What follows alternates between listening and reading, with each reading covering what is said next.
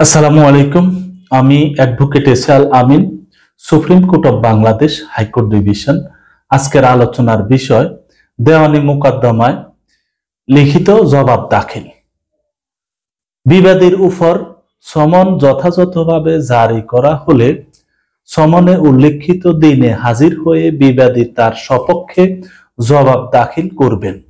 1908 সালের দেওয়ানি কার্যবিধির আদেশ 8 বিধি 1 অনুযায়ী বিবাদীর প্রতি যথারীতি সমন জারি অথবা মামলার প্রথম শুনানির তারিখ থেকে 2 মাসের মধ্যে বিবাদীকে লিখিত জবাব দাখিল করতে হবে।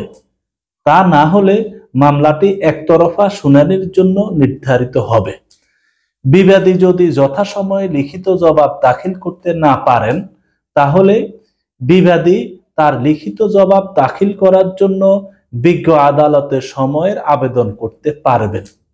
বিবাদী যদি লিখিত জবাবে তার দাবির সমর্থনে কোনো দলিলাদির উপর নির্ভর করে, তবে তা ফিরিস্তি যোগে ওই দলিলাদি লিখিত জবাবের সাথে বিজ্ঞ আদালতে দাখিল করবেন।